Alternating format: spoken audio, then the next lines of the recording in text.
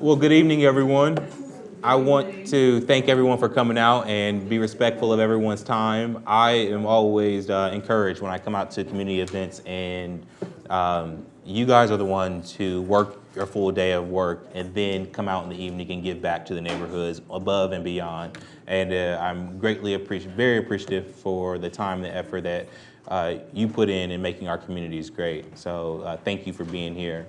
I'm going to call to order the Small Business and Small and Minority Business Development Committee hearing, and here at the Linden branch of the Columbus Metropolitan Library on Cleveland Avenue.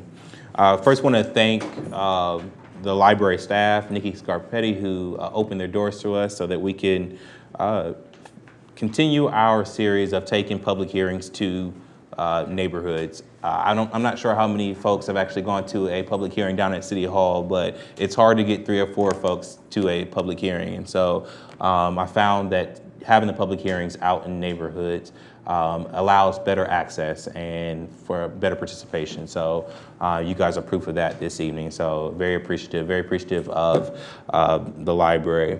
There are so many neighborhood leaders in the house. I don't want to start shouting out folks because I will inevitably leave somebody out. And it's so hard because I'm like, but there's Al and there's Donna but thank you so much for being here. Definitely want to say thank you to my colleague, Councilmember Diza Page, who is a member of this committee. Would like to recognize Grant Ames from Councilmember Mitch Brown's office, who is also here. Thank you so much for being here. And then lastly, and certainly not least, we have the staff of the Economic Development Department. We have our administrator of the Department of Development, Mr. Mark Linden, as well as Hannah Reed, who is here for support. I want to thank my staff, Ms. Linda Capobianco, for helping us pull this together. This public hearing in particular is about neighborhood commercial revitalization program. It's a program that I think has really an opportunity to spur economic development in some of our challenged neighborhoods. It's a program that I'm very excited about that I don't think that folks know enough about. And I think it deserves this type of deep dive and really to hear from the community on how we can make it more impactful if there are those areas, but how we can spread the word to folks who might not know about them. We are in an NCR district right here, and we want to make sure that as many small businesses know and have opportunity to come and to participate in the grant programs that we have, to really use them to transform and breathe life back into neighborhoods. Cleveland Avenue is and Linden is such an important artery in our community. And the value or the possibilities of using these NCR programs to really bring back the life of this neighborhood and neighborhoods around the city is really, the story's not told yet. There's really that much opportunity. I think about the BRT system that is going to come down Linden Avenue in the near future, the bus rapid transit system. That has an opportunity, while being layered with programs like NCR, to really transform for the better these neighborhoods and really spur the development that we need. NCRs are along high density corridors along Parsons Avenue, along Linden, where we have the foot traffic and we have the strong small business infrastructure. This is how the city's efforts to support that and to add to that and to give the infusion and the support that we hope will then continue to grow. And so with that, I am going to turn the Well, first I want to kind of shout out the folks who are going to be speaking this evening. We have Ms. Donna Hitchu of the Greater Linden Development Corporation, who's going to speak. Mr. Trent Smith, Franklinton Board of Trade. Mike Cardona, the owner of Mike's Foreign Car Service. Rick Poindexter, owner of Rick's Platform Salon and Barbershop. And Mr. Kwame Davis, owner of AAA Disaster Service Restorations, who will all speak after Mr. Lundeen gives a presentation. But before we begin, please note that tonight's hearing is being broadcast on CTV, Columbus Government Television Channel, and will be up for rebroadcast again online. And with that, I would like to turn the floor over to Mr. Mark Linden. Thanks. Thank you, Councilmember Hardin and Councilmember Page for hosting this hearing. We just wholeheartedly agree that it's a really important topic and are excited to hear from the residents tonight. I want to acknowledge a couple members of my staff that have dedicated many years to the NCR program. Celeste LaCour and Susan DeLay are both kind of sitting in the back on the side there, and they're the heart and soul of this program. Have really given a lot of time and effort over an extended period of time to make it run and help as many people as possible. What I'd like to do really quickly, because it's most important to just hear from you on this, is give a little overview of the history of the NCR program so they have that, a little bit of what's been done, what tools are available in the NCR districts, and also talk a little bit about a recommendation set that we had from a recent study that the community research partners had done for us on best practices throughout the country. So to go into the history of the NCR program, it actually began in 1981 in Columbus, Ohio, through a market study that identified 6 initial NCR districts. The program throughout the years expanded to include up to 15 districts, and then in 2007 was reduced back to the current 7 districts that we have today. It really stemmed from a Main Street philosophy that is a national program run through the Historic Preservation Organization called the National Trust. And the concepts of the NCR program was to use business associations, programming, marketing, public infrastructure investment, and events to support the retail and commercial businesses in the corridor. So the foundations and principles of the NCR program have been based on evidence-based practice from our national leaders in this. Over $46 million has been invested in public infrastructure in NCR areas since the inception of the program, and that's 158 different projects that have been executed. Many of the major city investments have taken place in NCR districts. Things like the Lincoln Theater or the Point of Pride building right here in Linden are examples of that. The current NCR program is focused on funding those leaders in our NCR districts that are just such an asset to the NCR areas, and many of them are here tonight, and I cannot tell you how hard they work for the business associations and the amount of dedication that they put in, and really the passion that they have for their districts. It's just fortunate that we get to work with them and that we have them as an asset in our city.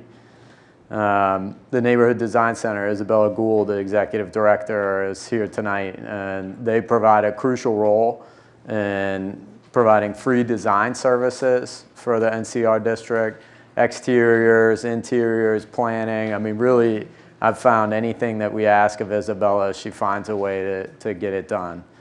That is a very valuable tool that is in the NCR toolkit. Also, we have a robust loan fund program that's available through the NCR district called the NCR Investment Fund. We've done over $1.2 million in loans in the preceding 10 years, and have actually done, increased our investment in the loan fund throughout the city. So that's something that, although there's a preferred lending rate and term in the NCR districts, we can actually make loans anywhere in the city. Last year, our staff did 26 small business loans that leveraged over $7.7 million. So it was one of our best years ever in small business lending. And the access to capital is through a series of partners. And we're really there to fund projects or businesses that banks might not fully fund. We do a lot of new and emerging businesses. We do a lot of collateral enhancement, just try to be really creative and figure out a way to get funds to businesses that need it. The facade grants of the NCR program are kind of the best known tool, I think. It's a 50% matching grant up to $5,000 to improve signage, windows, awnings, any permanent feature of the facade of the building. We did 14 of those last year, totaling nearly $43,000. And what was new and what we just really thank council for is the ability to start the interior grant program. And it was something that kicked off in full force last year. We actually did 11 interior grants totaling $192,000. And the truth is that the interior grants really enabled many of those facade grants to happen, and that collectively it's up to $31,000 in grant funds that we can bring to a business. And so the interior grants are how much? Up to $25,000 plus the $5,000. Yeah, we actually extend it to $6,000 if you get the interior. So, yeah, that has just been a tremendous success. And just to give you an example, in 2014 we did 4 exterior grants total, and so last year, we did 25. So I clearly think the market and the NCR leaders have made that program go. Is it just the word getting out? Is that why it's grown? I think that, and it's a more sensible amount of money for a small business owner is the feedback I'd give, but I certainly think we should ask the NCR leaders. But $31,000, 50% match, I think they can feel like this is a significant role that the city's playing in their expansion. Just a little bit about the future of the NCR program for anyone that hasn't. We have a report that CRP did at the end of 2014. And they highlighted a few interesting cities that I thought were best practices for this type of investment. Denver was a city that they looked at. What I found interesting personally about the Denver program, they call it the Neighborhood Marketplace Initiative, is they did not cap the number of neighborhoods or the boundary in which a neighborhood could apply.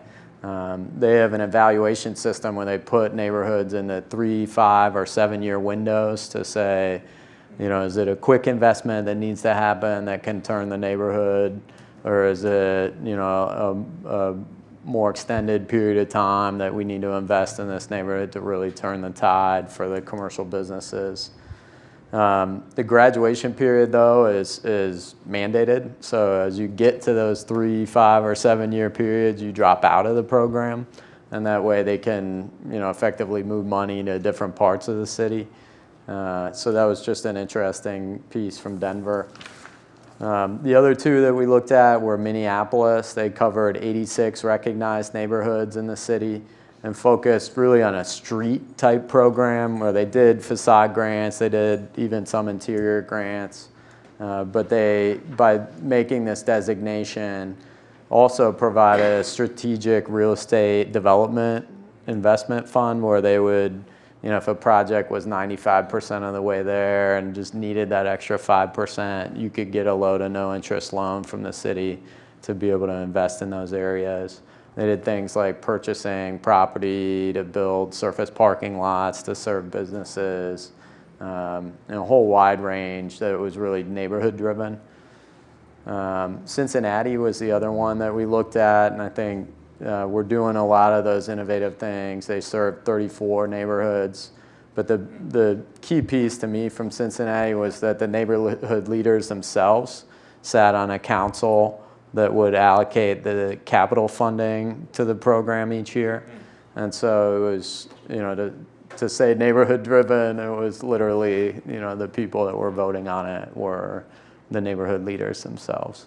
So those are just a few little tidbits that came out of the report, and that kind of gives you the past, present, and future of the NCR program. Okay.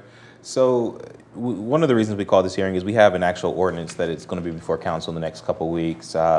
1149-2016, which will fund the program. $72,000. Can you talk specifically about what the $72,000 will go towards? You hit on it a little bit towards the NCR leaders, but kind of drill down a little bit on what that piece does, and then I'll ask questions about the wraparound services that we offer. That's $12,000 each to 6 of the NCR leaders that really funds their operations. So they do extensive business retention and expansion visits to all of the businesses in the corridor. You know, they put on events throughout the year. You know, they have roundtables, luncheons, advertising, marketing. I mean, they really take the $12,000 and stretch it as far as I've seen anyone in my time at the city. And use it also, I think, to leverage other investments from businesses in the area. As it pertains to the services that we provide, we know the exterior and interior grants. I do want to talk about the qualifications, who qualifies if you're in the NCR district, but what is there a qualifier above and beyond just being in the district for that grant? No, I mean, commercial business, you know, we want to focus on for-profit businesses. But beyond that, I think it's a district boundary and a for-profit business. Just a heads up for everybody, we are going to have questions time for speakers. So if you would like to ask questions, you can get a speaker slip from Ms. Linda. Ms. Linda, will you raise your hand? And we'll provide opportunities for speakers shortly. My last question is, we just passed Kiva funding, and that's for small loans, up to $10,000 for small businesses.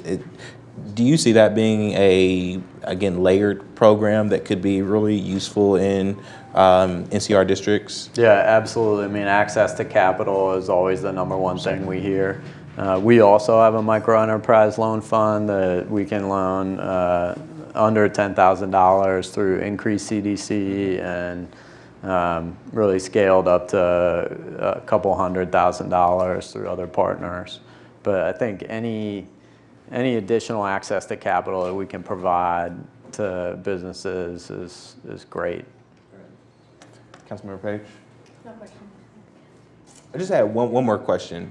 You went through some of the other cities that we studied for best practices as we talk about the NCR program in the future. What is one of the questions that I get out in the community all the time is, it's fine that we have the 6 NCR districts, but how do I get one in my neighborhood? Of course, we have more than 6 neighborhoods that could use a great program like this. I think it's an interesting idea about this high infusion over a shorter amount of time idea. Like, so what are the next steps in how we talk about NCR going forward?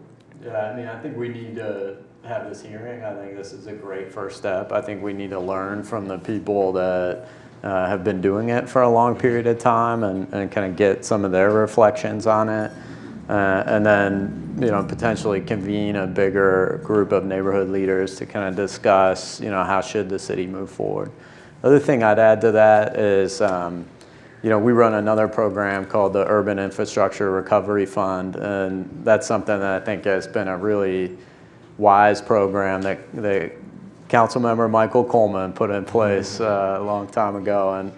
And what's interesting to me about that program is it is completely neighborhood driven. It is something where, you know, we work with the community to prioritize their list of projects, and we work in, I'm going to get it wrong and Susan's going to yell at me, but I think it's 21 area commissions, Susan, is that right?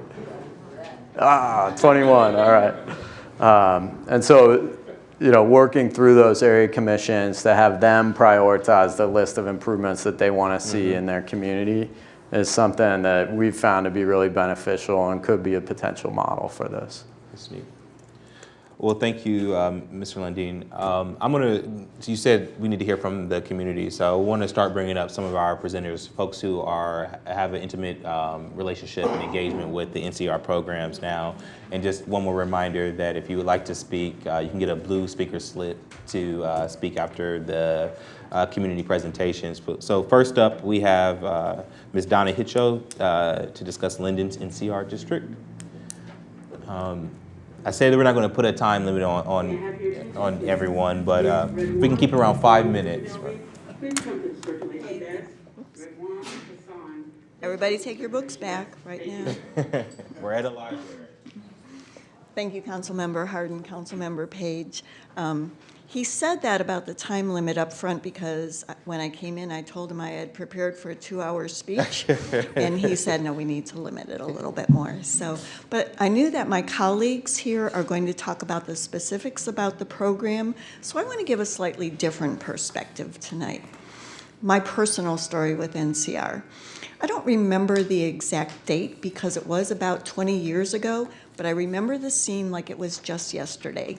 Betsy Molesky, who then worked with City Economic Development and Planning, came into my office at Greater Linden Development Corporation and said, the city would like Greater Linden Development Corporation to be the NCR leader for the Greater Linden NCR District.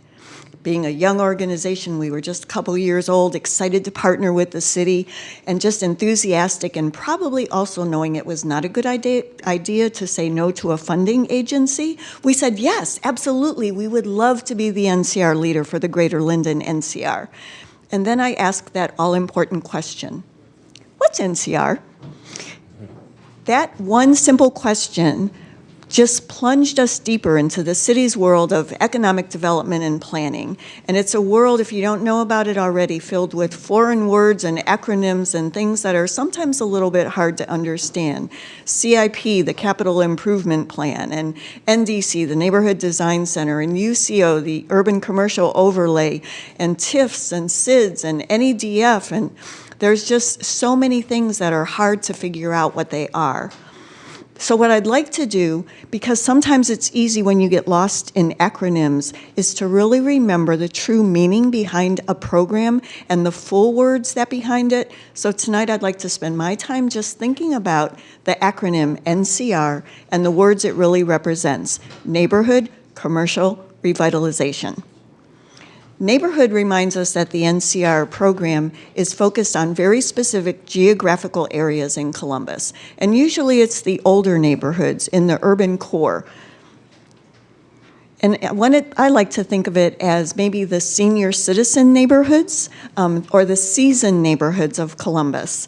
Those neighborhoods that, like seasoned citizens, have a long history and a rich tradition and many stories to tell. And that's because the core element of neighborhood is still neighbors, the people who live there. And the collective stories of the individuals in a neighborhood are both intriguing and fascinating. Commercial tells us that the NCR program is focused on the business corridors, which are usually the most familiar corridors in a neighborhood, the first impression for outsiders to the neighborhood, and oftentimes what people use to judge the entire neighborhood, whether that's right or wrong. They are streets with much significance. But once again, we have the human element. For commercial, businesses are still run by people with dreams of creating a legacy for their family, of serving the neighborhood with a particular product or service, or maybe just becoming rich. Revitalization reminds us that the NCR program is not focused on new neighborhoods, but on the seasoned neighborhoods that at one time were thriving, vibrant business communities that not only provided the needed goods and services to the residents of those neighborhoods, but were a vital part of Columbus's history and tradition and the success of Columbus growing. Unfortunately, sometimes because of factors beyond those neighborhoods' control, they declined over time.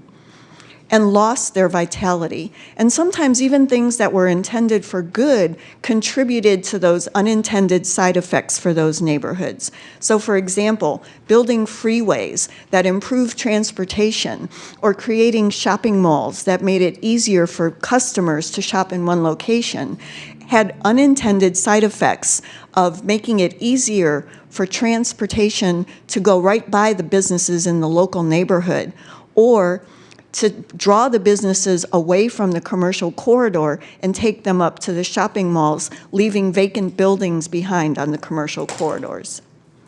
So neighborhood commercial revitalization.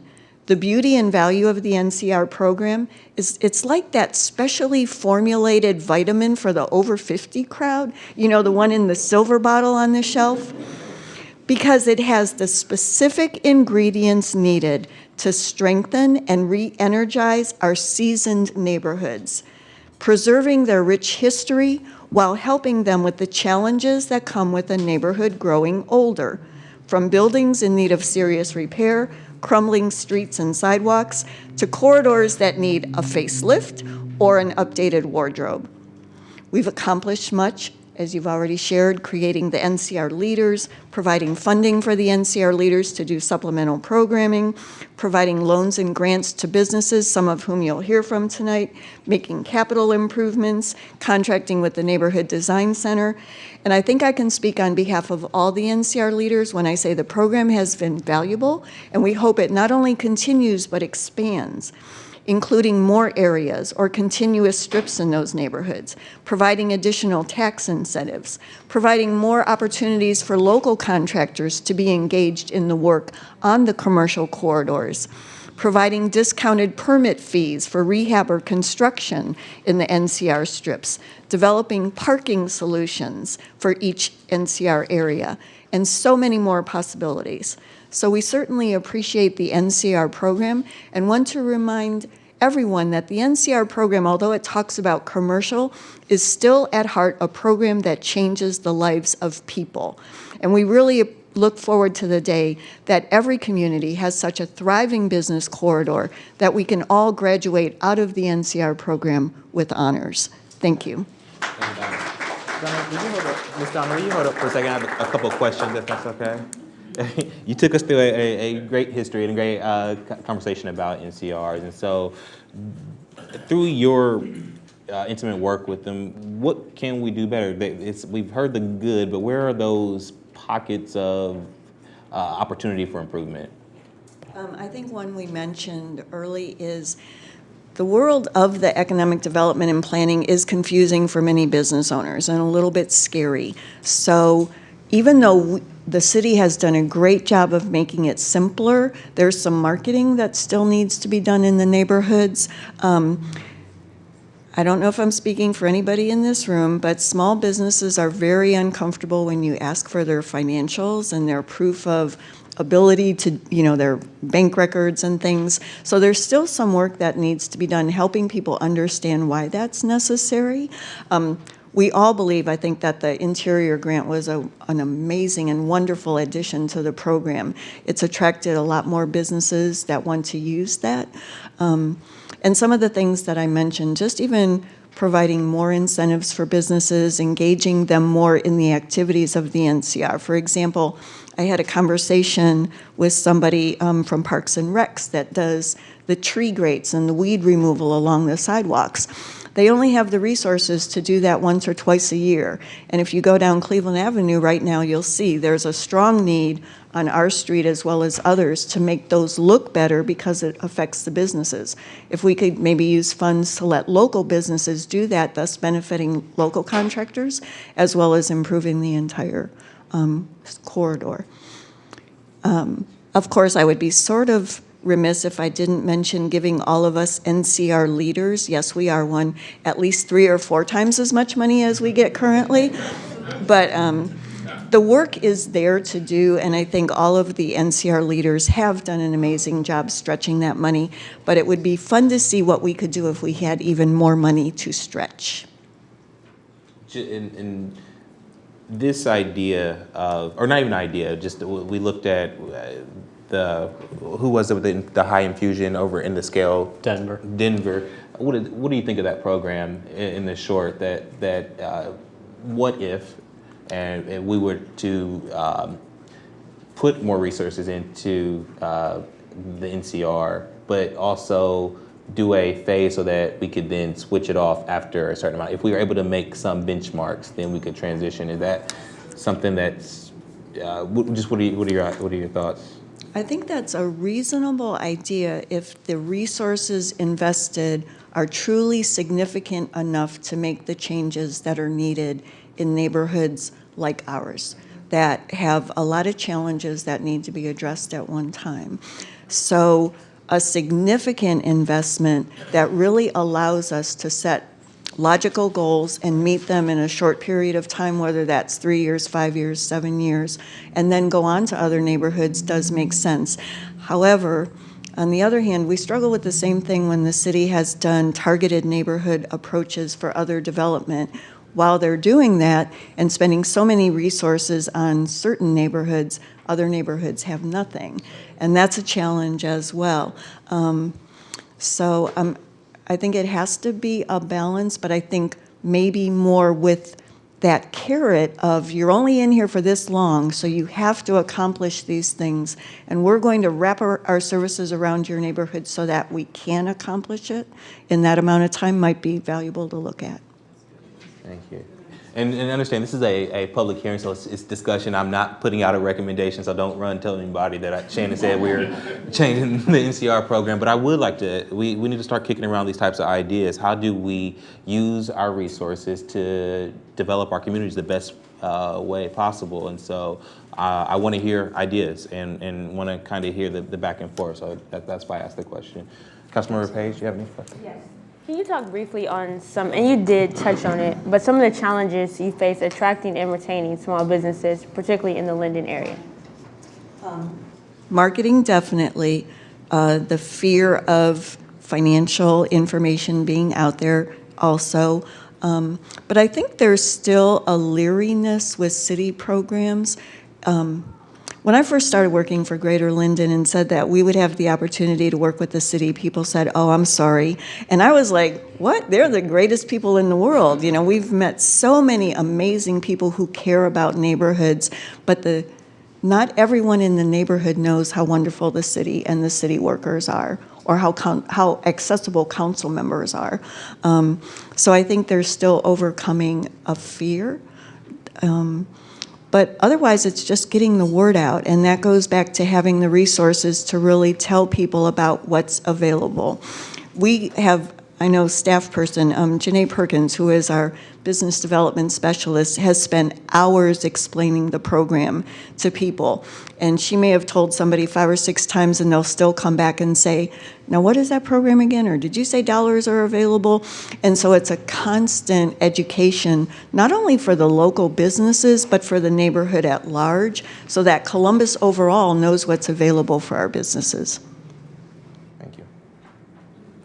Mark, do you have any questions? Thanks. Thank you, Ms. Conner. You're welcome. Thank you for the opportunity. Next, we'll have Mr. Trent Smith, Executive Director of the Franklinton Board of Trade. And Mr. Smith, the floor is yours. We are passing around a sign-in sheet just so that folks can get notices for our next public hearing. So that's what that is going around. Thank you. Mr. Smith. Thank you, Councilmember Hardin and Page and Mark. And had I known you were going to wear your Chuck Taylors, I would have worn mine tonight. I want to start off by thanking all of the NCR leaders for being here. This show of support is really terrific because this is an extremely important program. And I want to thank Judy Box, the chair of the Area Commission in Franklinton, and Mike Caradonna, who's going to speak after me, and Tom Blake for being here. They're business owners in Franklinton. And the reason I want to point Tom out specifically is because Tom actually is not in the NCR strip. He benefits nothing from this except for the fact that I'm there to be an advocate for his business. So even beyond the grants and the dollars and the resources, there's value in these programs. And I think that I speak for all of the NCR leaders when I say that we go way above and beyond what the NCR program requires us to do, which is pretty much just to administer the grants and be able to send in the reports and do the surveys and all those types of things. Those are all the functional things that we do, but we all do way more than that. I want to take a second also, Councilmember Hardin, to answer a question that you asked about the wild success of the interior programs, whether it was just a matter of getting the word out or not. What I would say to that is that was an important factor of it, but that's a program that the businesses had been asking for a long time. I started working at the Franklin Board of Trade in 2010, and ever since 2010, they had been asking, well, what about money for the interior? I can make the outside of my building look as good as I want to, but if people walk into a shabby-looking interior, what have I done for myself? And so it took a while, and things always do take a while. But we got that, and when we were able to go back to those businesses that had asked for it originally, they jumped all over it. And I would tell you that $25,000 has leveraged way more. I think Mark gave the number, close to $200,000. I know that one renovation we did with Tommy's Diner, they spent close to $80,000. Now, they got that $25,000 back, but if not for that $25,000, they probably wouldn't have done the work. So it really has leveraged quite a lot of investment. I think that the most important thing that we can take from this study that Mark referenced, and I think the most striking difference between what we do as a program and what the other test cities have done, is that they have expanded territories. So I would never want to balk at the fact that Broad Street is an NCR strip. That's wonderful for the Broad Street businesses. But to be able to be inclusive in the revitalization of any neighborhood, we can't look at just one street. There's businesses on Town Street, Rich Street, Sullivan Avenue, McKinley Avenue, where Tom's business is, Glenwood. I mean, there's streets all through Franklinton that I would say districts more than a strip. Exactly. Yeah, and I think that's the Denver program that was so wildly successful. I think that was the most striking difference between what we do and what they do. Is it's neighborhood driven, not just a strip driven. And I get why it was done that way. I mean, I understand that it's community development block grant dollars that it was required. But if we can figure out a way to make that expand off of Broad Street, there would be a lot of really willing participants who would spend way more than what the grant requires in order to get access to these funds. So that would be, I guess, my primary recommendation as far as the way I would like to see NCR go forward. Of course, Donna spoke for all of us when we said funding would be great, but that's the easy question. I mean, that's the thing that you expect us to say, and more money would be good for all of us. But I think that the primary thing that I'd like to see is the expansion of the territory. And I think Donna did a good job with the history of the program, so I really don't have a lot more to add except for that strong recommendation, and I'd like to hear any questions you might have. Councilmember? I do. When I met with you a few months ago, we were going down the street and you kind of talked about like the addressing and what you're doing, particularly on Broad Street. And can you just talk about that briefly as an example and what you have seen that do for the small businesses in that corridor? Sure. Actually, it was the Neighborhood Design Center that when Al Berthold was still around, they came up with this idea for us to do these address, kind of a branding logo for an address. Because one of the complaints that we had was that a lot of the buildings in Franklinton are so old, as with all the NCR neighborhoods, that you couldn't see an address on the building. So when you're looking for something, it was really hard to find it unless you knew the blocks. So they came up with these large silver numbers with a blue strip behind it, and the blue strip was what we refer to as Franklinton blue, harkening back to the Carol Stewart days. If you remember Carol Stewart. Her favorite color was blue, so Franklinton has kind of adopted that as their signature color. So it was an effort to help the businesses be found, but also an effort to help brand the strip and kind of give everybody a recognizable look. And we were able to take that actually off of Broad Street and onto Sullivan Avenue. And we actually did one on Town Street as well, and we're looking to do one on Cable Avenue. So people really bought into that. They loved the way it looked, and they liked that neighborhood, kind of that collaborative feel to have similar looks on their address numbers. Thank you. Thank you. Mark? Yeah, I mean, I do want to give a shout out to Trent in specific. I mean, he's such a great, tireless advocate in the neighborhood. And an example recently was he introduced us to a company that, you know, to Donna's point, probably would have never come to the city and asked us for partnership, and it's a plumbing supply company that had some issues with their current site, and we were able to meet a couple times, solve some of the issues and find a suitable location, we hope, for them.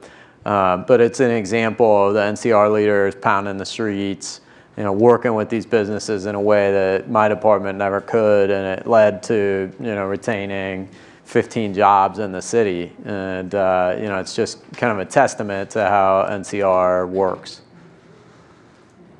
Thank you, Trent. Thank you. Mark, how much is in the fund for the interior grant right now, and interior and exterior? Do we know off the top of your head? I don't have that. I thought it was $750,000 in the interior. Have we spent it down ever yet? No, we're at.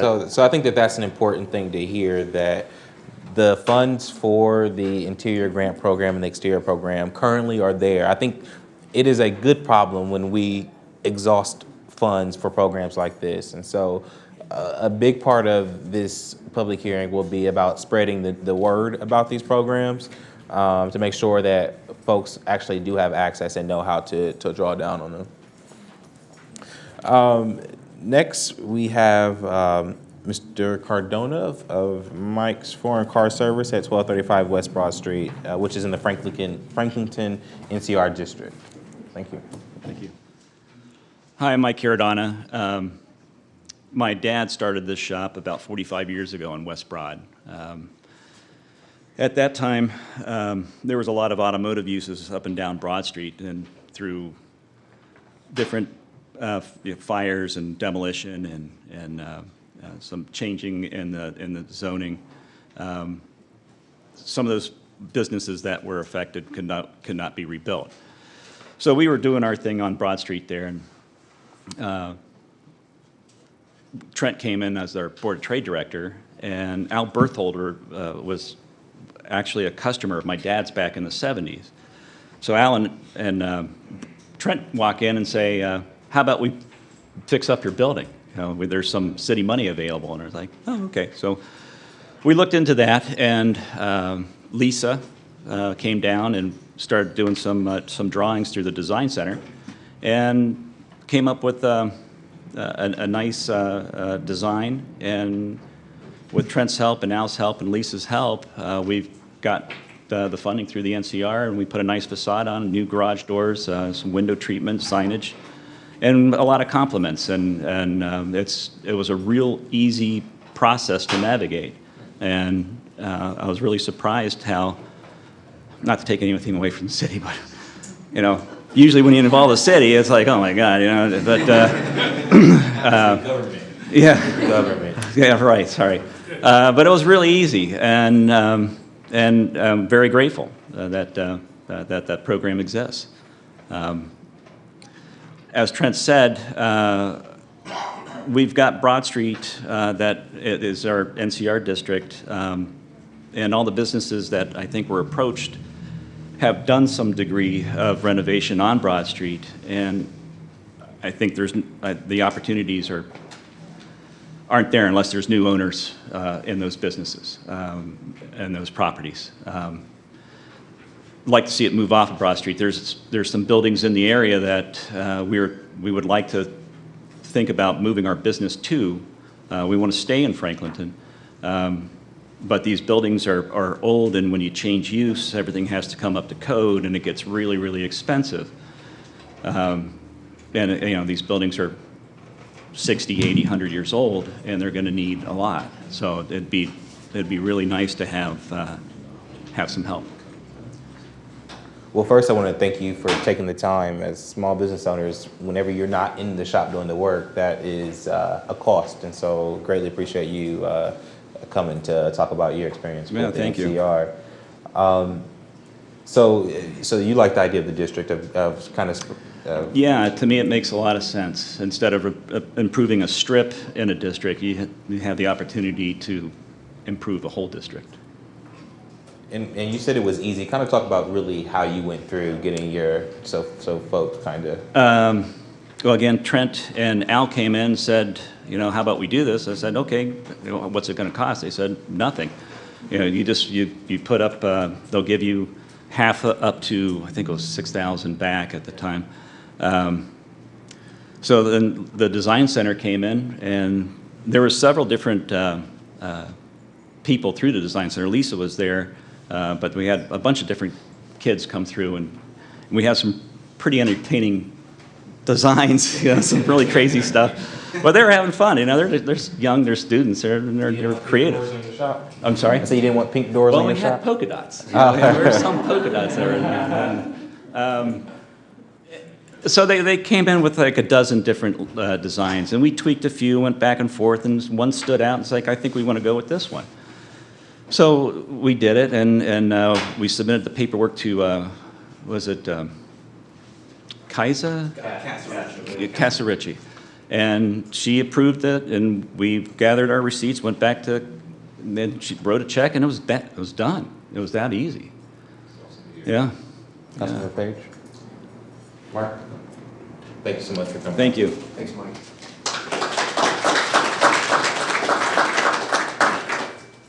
Next, we'll have Mr. Rick Poindexter, owner of Rick's Platform at 1768 Cleveland. I assume.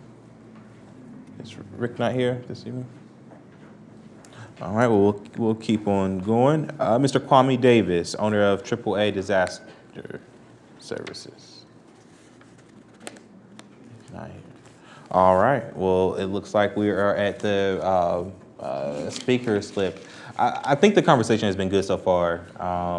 I think one of the big things is getting the word out about this program, and I hope that this is the beginning of that conversation.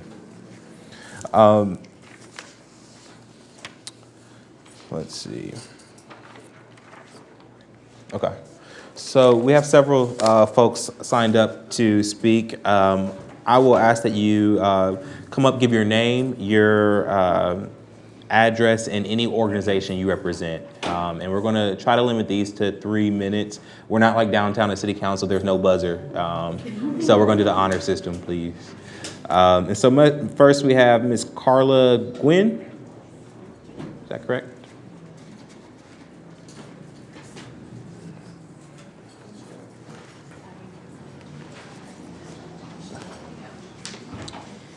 Good afternoon. My business address is 1406 Cleveland Avenue, and I represent the Greater Linden Business Network, which we do a great job of getting the word out about NCR. And I also represent my business at 1406 Cleveland Avenue, which is Liberty Tax Service.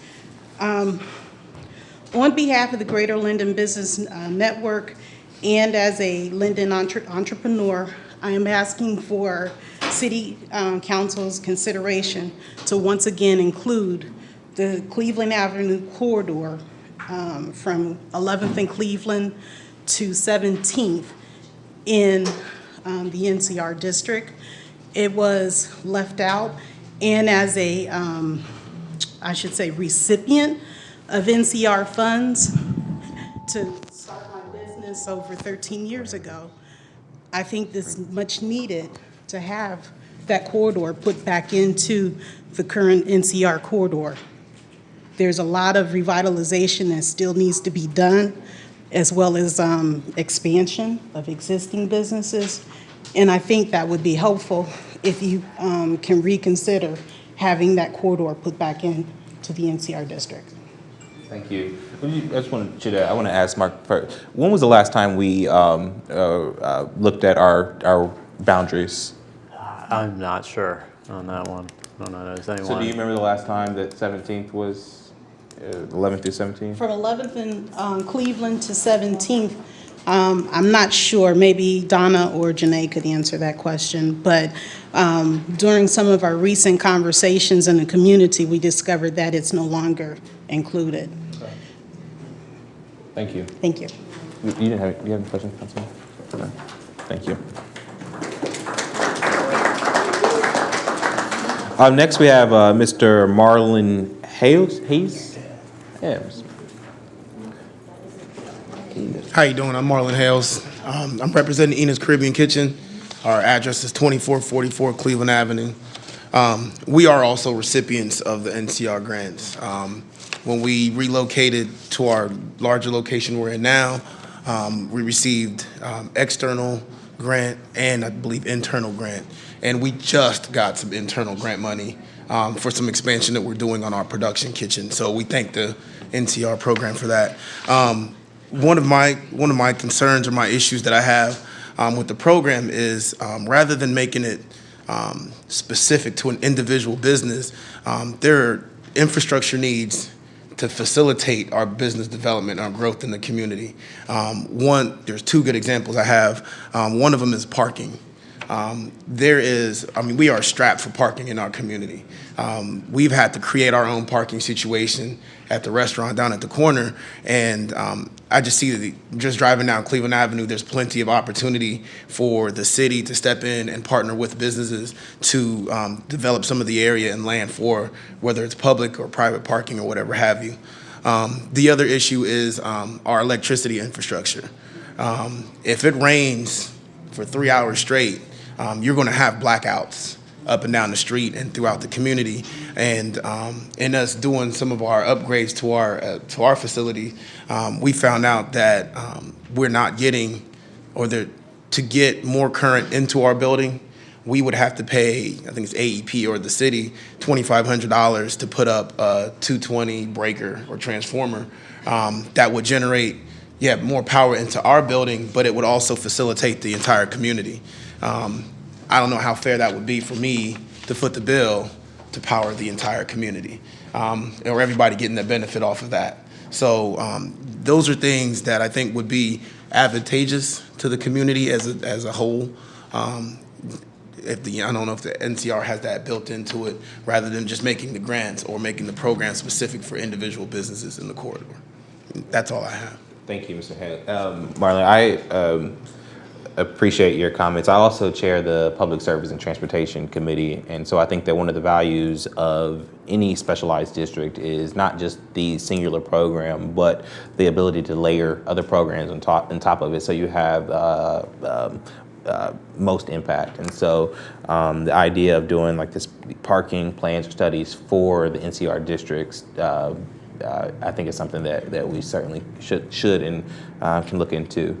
Do you know if is it City Power or AE Power? It's AEP that we got the quote from. Yeah. Okay. Thank you. Councilmember Page, do you have any questions? Mark? We like your food a lot. Yeah, we were just there like 2 weeks ago. Councilmember. Thank you very much. I got a whole staff. Just on the parking piece, I know in the past, and I think this is more distant past than recent past, we have used NCR funds to purchase land for public parking. An example is in the short north right now. We've 4 city parking lots that are public lots that were purchased with NCR funds. But again, I think that was back in the late 80s, early 90s. Thank you. Next we have Cedrica White. Sadiqa, I'm sorry, I put an R in there. Miss Sadiqa White, I apologize. I really didn't want to be next. Oh. I would have preferred to hear more from residents. My name is Sadiqa White, and I live at 4009 Chelsea Bridge Lane, Columbus, Ohio. And my neighborhood is one of the developing neighborhoods and not this particular neighborhood. However, I am a partial owner of 2429 Cleveland Avenue, and I'm also representing Intervest, which is a profit organization that'll be doing some investment here soon in the Linden area. A couple of things I wanted to say that Mark brought up in terms of the Main Street approach. I really want to address the ordinance that's coming up, the 1149, 2016. And that is, if I understood you, you said you're going to allocate, or it is for an allocation of $72,000 and $12,000, I think, to each one of the NCRs. Now, I know money does not solve problems. People solve problems, but you then have to have resources.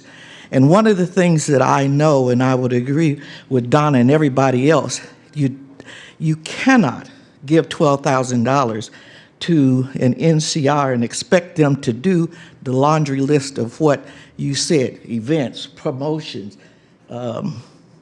leadership, going to do business visits, etc.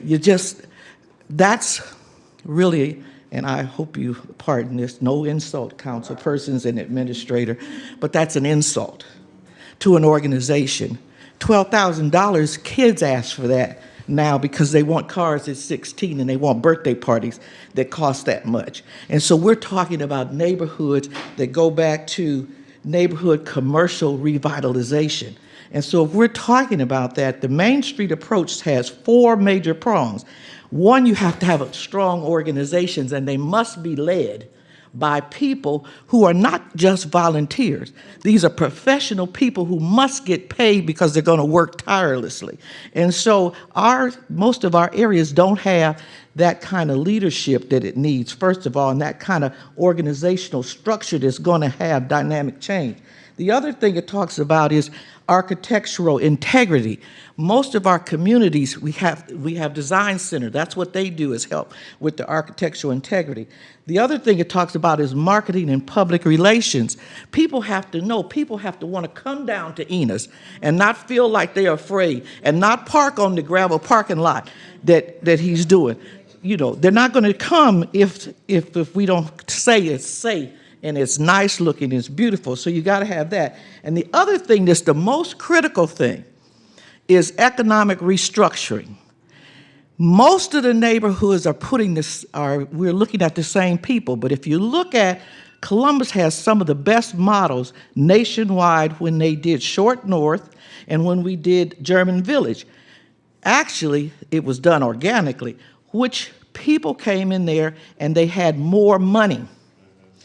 Not necessarily chasing out people that are the normal residents of that nature, but you've got to bring more money into the community, because if you don't bring people with more money, I don't care how much we do to revitalize it, it's not going to sustain itself. So we've got to have some kind of program. So I say one of the things you want to do is you look at money that's going to make a greater impact, like Denver did, and say, okay, maybe we're going to do a 7-year plan in this area and start a 3-year plan over here and begin to let the people here say, really and truly, what are the programs and the resources that it's going to really take to make the differences in the neighborhood. So I'll stop at this point and say thank you so much for letting me say something. Ms. White, thank you.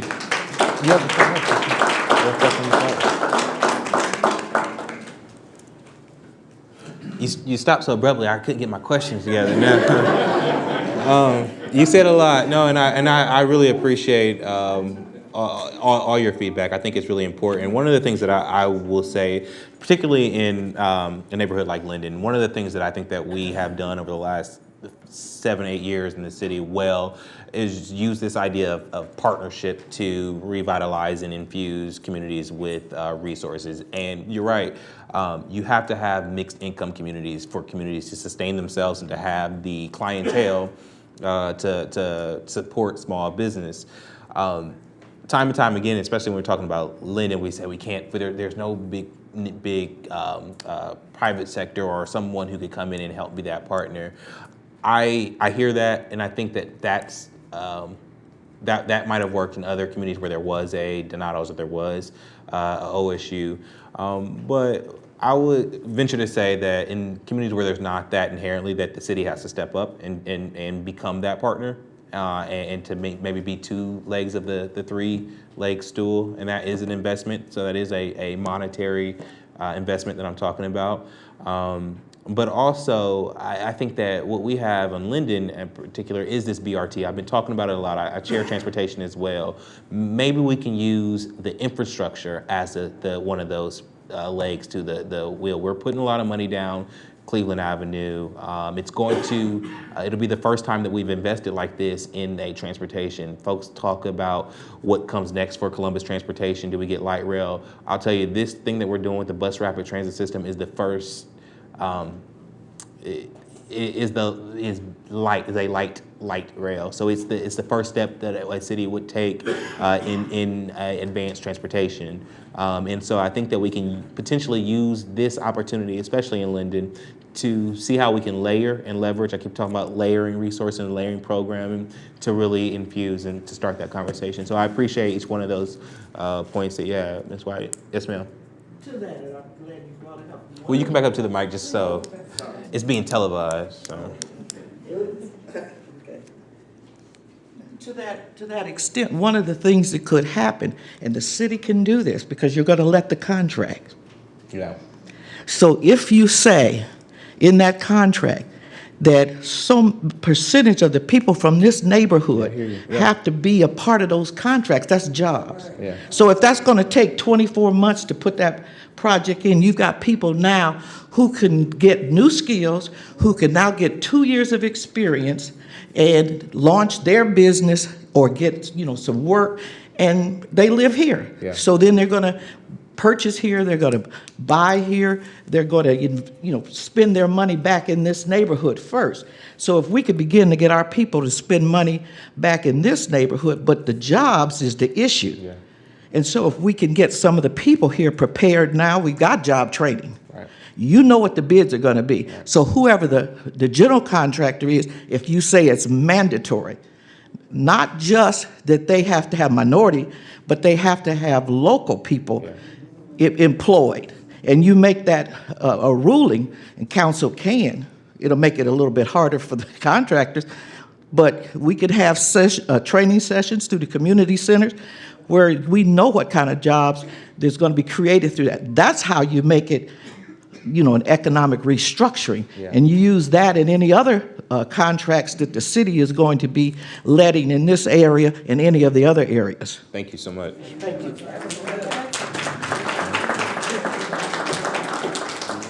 We're not letting Sadiq off that easy. Okay. She's a property owner, but she also has probably learned more about this, forgotten more about this than I've ever learned. Sadiqa sat on the board of Heritage Ohio and has seen this done all over the state of Ohio. And so I wonder, Sadiqa, if you could just share a couple examples of what you've seen around the state through Main Street programs that just jump out to you as successful models and something that the city of Columbus could learn from.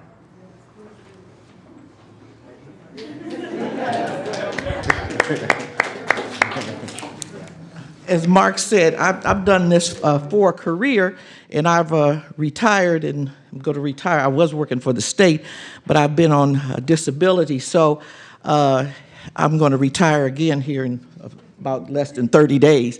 But yeah, I've been on that board, helped create that program, the Main Street program in Ohio. And you can take Mansfield, for example. Mansfield recreated their whole, downtown. You can take actually Cincinnati in the Over the Rhine project, along with the state of Ohio in their historic tax credit program, has almost, if you will, revitalized and changed that whole neighborhood. You can go through Cleveland. Cleveland has many of the Main Street programs, more of your smaller communities. Well, the Main Street program really works well in neighborhoods just as well as it does in whole cities. So when you look at your Delawares, your Marions, your smaller communities, Troy, all of these kind of communities, you can, I was trying to think of even some smaller ones. I can't think of it right. Ripley, it's really small, like southern communities. You can see when they go in, and the biggest thing that they do is they work directly with the business owners, and they listen to the business owners, and the business owners then tell them, for example, like someone said, well, a lot of the business owners are a little guarded about their tax returns and their financials.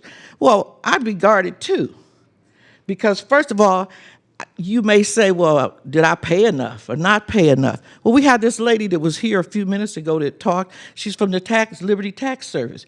Well, a lot of people have to do their own financials because they can't afford an accountant or they can't afford an attorney. They can't afford what we call the business services that large businesses can. And so, quite frankly, they kind of mom and pop their accounts. They know how they work. They know if they pay their bills. They know if they got a little money left over at the end, and then they'll pay their taxes. But they may not have them in the formats that we always ask for at cities. You know, we want them in formats that cost money, quite frankly. You know, and they might not have it, so then they don't want to bring in some papers, you know, this kind of, they say, okay, I have to get that.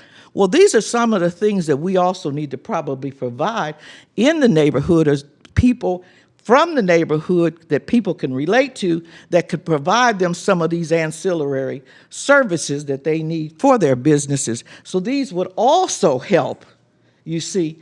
For example, there's an attorney I saw in his office. He just remodeled it up the street. There's a tax service place. If I was a business and I know that that attorney is being subsidized to give me some legal services by the city through the NCR program, then I'll go to him and say, here's what I need legally for my business papers. I'll go to that tax service person. I'll go to that accountant person. And now that keeps that money here a little bit longer. That's what's going to make the community, again, involved. So I'm going to stop because other people want to talk. Clap again.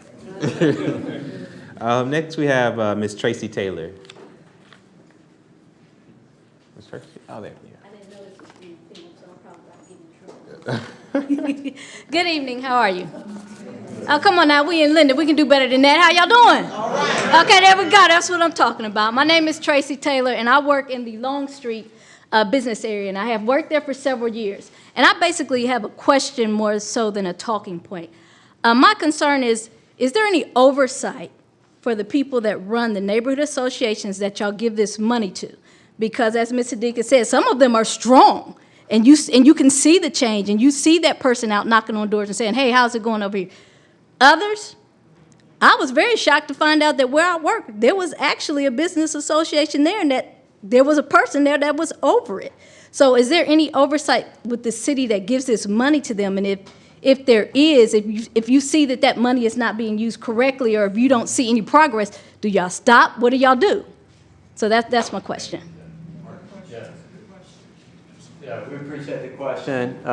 There's significant oversight over it. Again, we have a program leader, Celeste Coor, serves in that role right now, and she meets with the NCR leaders on a monthly basis. We're pounding the streets, usually in the summer months, and we're going to start right now to do business retention and expansion visits with them. So we're personally visiting, 50 to 75 businesses in the neighborhood. We're also reviewing each of their, financial accounts for the year and how they spent the money. And then finally, the marketing materials that are being provided, looking at them and making sure that they're up to date and they're accurate, representing the neighborhood. And, frankly, it's because there's only 7 of them. I mean, we can get out to them almost every week. I mean, I think, we'd say we're in our NCR districts almost every week. So, there's a significant amount of personal oversight as well as financial oversight. Thank you. Next, we have Sheila Winston.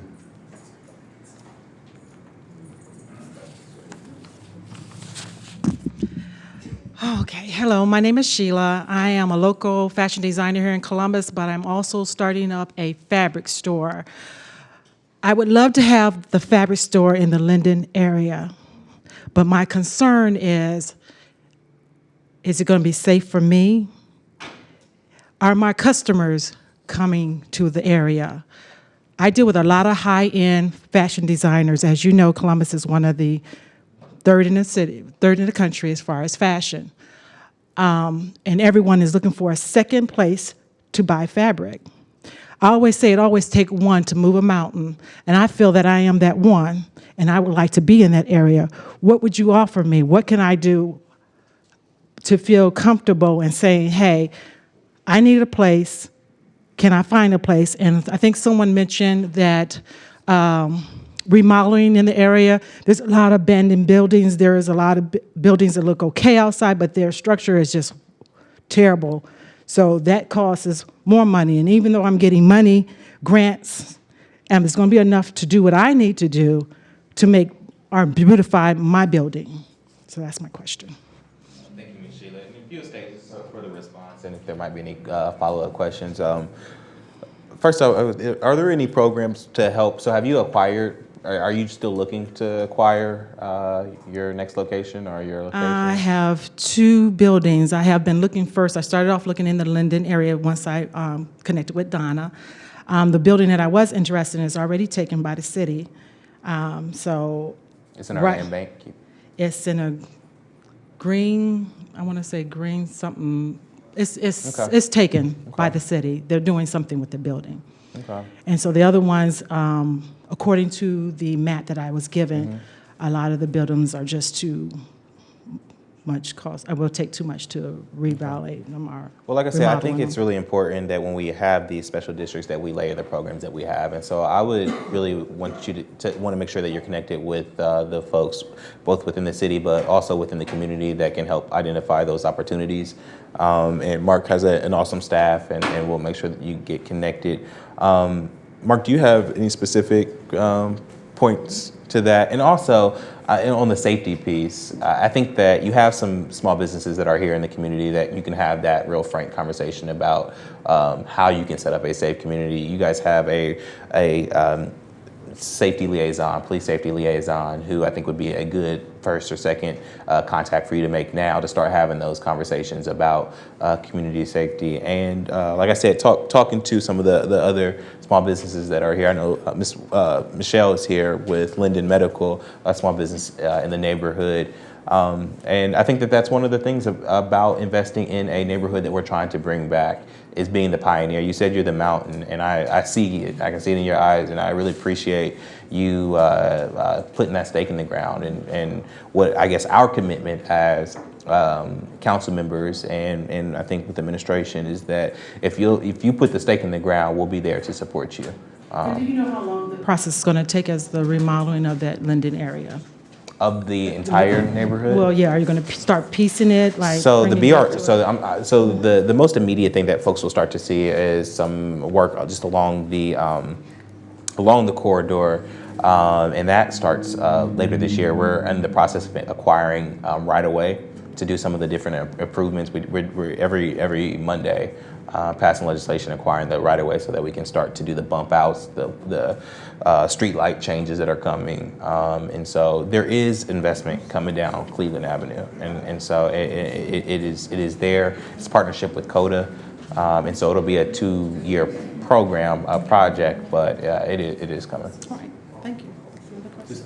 Site search, I mean, like everything else, real estate is about finding your happy home where you can be successful, and that's not easy. I mean, it's not an easy thing, and we lean in the NCR districts on people like Donna to really know each and every building, each and every owner, and kind of the story behind what's available and what's possible in those districts. As far as citywide, we have a couple tools and databases that we use, and we'd be happy to run a site search for you on available property that will give you a list of available property in the whole city that meets your specifications. So we're always happy to do that. And then sometimes our staff is aware of opportunities that maybe aren't out on the private market yet. That we can make you aware of, but I love what you're trying to do, and we see a lot of fashion business in the city, and it is just kind of this hidden gem, and it's great what you're trying to do. Thank you very much. And I would just like to add something as it relates to safety and branching off of Councilman Hardin's suggestion that you reach out to the community liaison officer who officer, who is a police officer assigned to each precinct within the city of Columbus. And in my previous experience as an assistant city attorney, our community liaison officer actually went up and down Main Street, so like Main and James, up to about Napoleon, and got all the small businesses there to enter into an agreement that's a trespass agent agreement with the Columbus Police Department. So they can go onto your property and have anyone who's trespassing, they can remove them. And typically, what you have to do is like call the owner and say, is this person allowed on your property? But you're allowing the police to act in that position or as an agent for you during that time, whether you're there or your business is closed.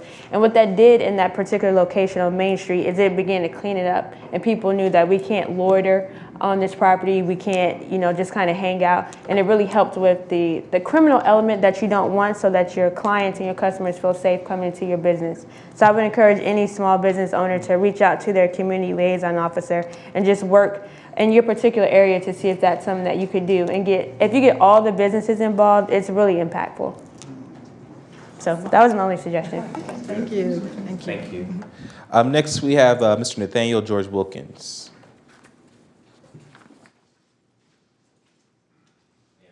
State your name and any organization, but have the 1612 Arlington Avenue, Mr. Nathaniel George Wilkins, the chairman of Solely Vacant Property. I just want to hear, got a few questions. I would like to know where this is going to start at in Linden and where is it going to end. I know I do a lot of traveling down Cleveland Avenue by Coda, and I look at these businesses with a wise opportunity that this can come. But, the aging buildings that we do have on Cleveland Avenue can be a wise opportunity for small businesses, Due to the deterioration of some of the buildings, needs of a lot of repairs and some other things. But again, I just want to thank you for your time. Thank you, Mr. Wilkins. First, wanted to say thank you for your real leadership in pushing Linden, the vacant abandoned issues that are prevalent in this neighborhood, and really starting the conversation down at City Hall, or bringing the conversation down to City Hall about how we can develop Cleveland Avenue. So first wanted to say thank you. Just quickly on the NCR district, the question kind of is, when is it starting? Was it NCR or the BRT, Nate? The NCR. So the NCR is here. We just give a 1 minute. Yeah, I mean, it's been a district since the inception of the program in 1981. It's kind of changed boundaries here and there over time. As was referenced previously, now it kind of has these focal nodes that are in the district. But I just encourage you to work with Donna as the NCR leader, kind of understand those dynamics and kind of which pods are currently in the NCR district. Thank you. Next we have Mr. Abdushi Shahid. I apologize.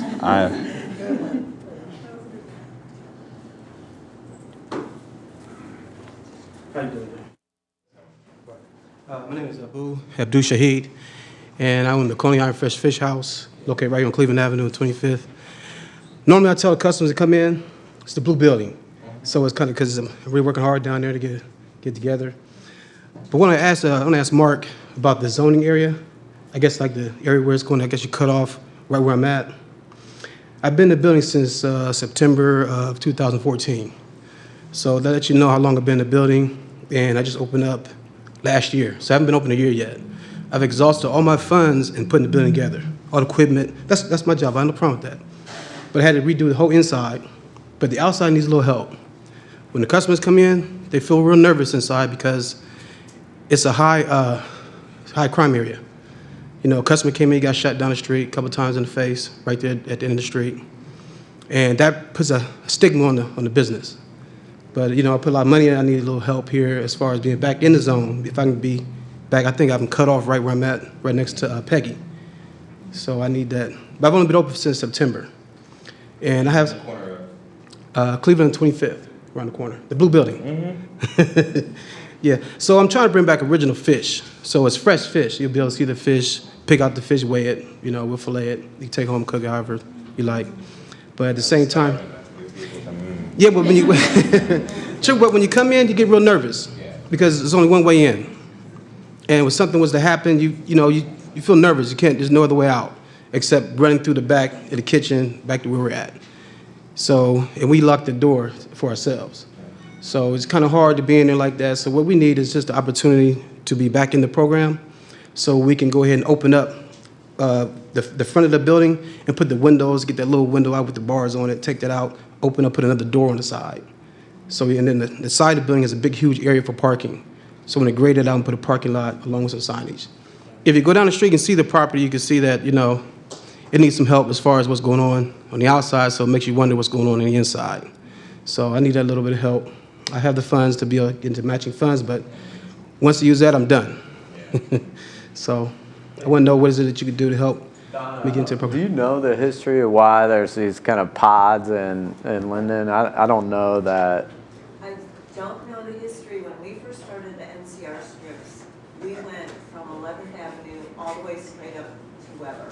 And it was probably about maybe 5 or 6 years ago, maybe even a little longer, that I don't know how the decision was made, but it became nodes or strips of commercial, a section of the Cleveland Avenue, and then other parts were left out. We were not part of that decision, and I'm not really sure why it was made, but it's not been beneficial to the neighborhood. We have a number of businesses that are no longer in the commercial corridor or in the NCR corridor that would use the dollars if they were, and some of them are just outside, and it really is frustrating to have a business on one side of the street, like the southeast corner is in and the northeast corner isn't. And we've actually made the error of telling some businesses, oh, we think you're in the NCR district, and then only to find out midstream that they're not. And when I mentioned about— Ms. Donna, can you come to the mic? I see the folks in the back, because this is being filmed. They can't hear anything you're saying. No.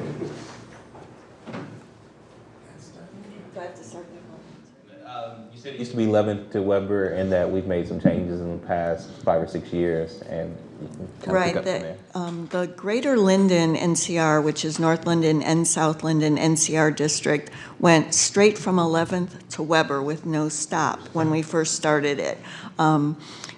Somewhere in maybe 5 or 6 years ago, and time escapes me because I just don't remember exactly, and partly I don't remember exactly because it was sort of a surprise. We were not involved in the decision about changing the Linden NCR to be commercial nodes or portions of Cleveland Avenue and not the whole strip. And so similarly to what people have said earlier about maybe not only doing a street but doing a district, it really does not make sense for our neighborhood to have part of the corridor or part of the main corridor be in the NCR district and part not, because Cleveland Avenue is our backbone, so the commercial corridor that everybody sees, so it would make sense to include it all. The other thing is, I know there are strips of residential area, but at some point, some of those houses may come down. Some of them are dilapidated, vacant, being demolished by the city, and our hope would be that new businesses would come on the commercial corridor and develop, and if they're not in the NCR district, they don't get the advantage of some of the promotion or the incentives that other businesses do. So our vote, at least in Linden, and I don't know as much about the other districts, would be to have the entire strip from 11th back to Weber back in the district so that everybody has a fair shot. I mean, to my knowledge, it's the only one that has these kind of pods. And again, I mean, I'm fairly new to NCR and, the 30 years of the program, it just doesn't make a lot of sense to me. I mean, a business that's, as yours, sir, that's doing, what they can to revitalize the corridor, it seems like we should support. And so, I don't have the understanding why these little pods were set up. We don't either. So we have worked with Abu to help him what we could. We have a small mini grant that, as many of the NCR leaders, we went out and got additional funds to complement the NCR program. And one that we have is originally through the Columbus Board of Realtors, now the Columbus Realtors Foundation. So we can do mini grants to help businesses try and paint or do things. And by the way, whatever happens on the outside of his building has no reflection on the fish on the inside of his building. It's the bomb. So stop by there and try it out. And, but that little bit that we can do for a business when it does maybe need major repair or a door cut in the wall, those are significant for a business to succeed, and we'd just love to have him have that chance. I was just wondering, just outside, because regardless of where we draw these lines, there's always going to be somebody right on the other side of that line. And so I don't know if this question is for you, Mark, but I know we have Ryan Schick, who is our small business concierge, who might be able just to connect folks with just other opportunities. They might not be as concentrated as the NCR grants and opportunities, but we fund different organizations to support small businesses like yourself. And so I wonder, even if this, in the time being that, you and other folks who are watching who are not in NCR districts could use him as a resource to just start to explore other options to get some more immediate support. He's a member of our staff now and works with Celeste and our small business team on that. And we'd be happy to connect you, but I think further, examining this Cleveland Avenue, in specific on these pods and nodes, and you're in, you're out. I'd like to take a little deeper dive on that if we could. So before I sit down, it sounds like you said it didn't make sense to you and you'd be glad to change it tomorrow. There we go. Just checking. All right.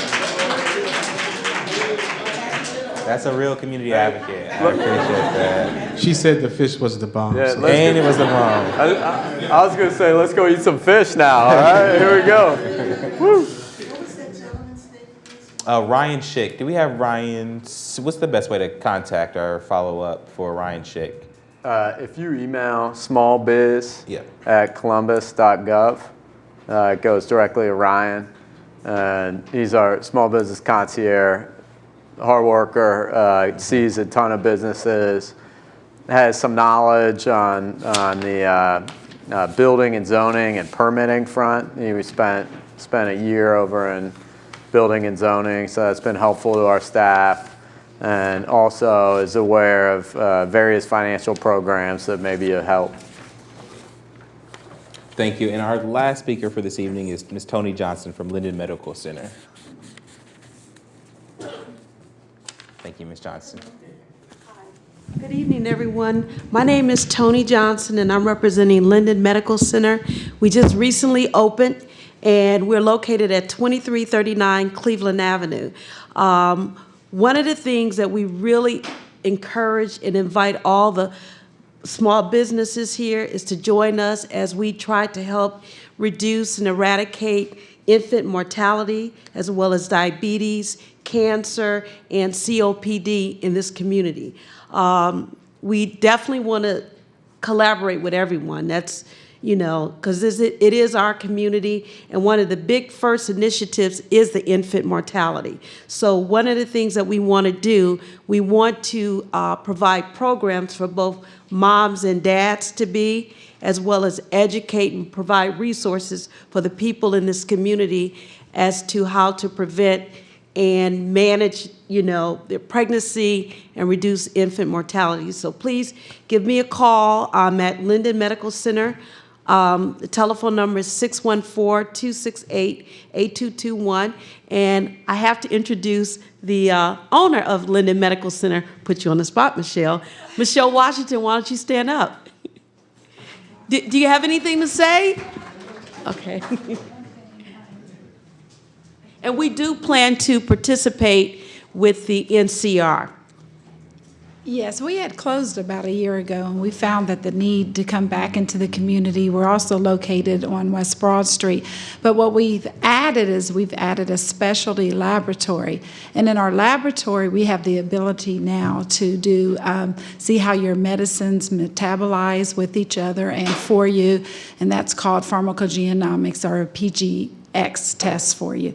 We also have the ability to do toxicology as well as cancer genomics. So cancer genomics are the tests like if you have breast cancer awareness or in the families, if you're concerned about someone in your family might have breast cancer, we have the ability and the laboratory on site to do that for you now.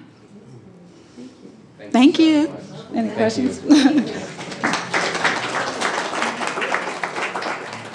So this evening, we called the public hearing to talk about a specific piece of legislation, 1149-2016, which will provide funding, the $72,000 to support the NCR program and NCR leaders. I hope what you got out of that was much more of a conversation about how we are using city resources and really the community to move communities forward. We want to have more of these conversations.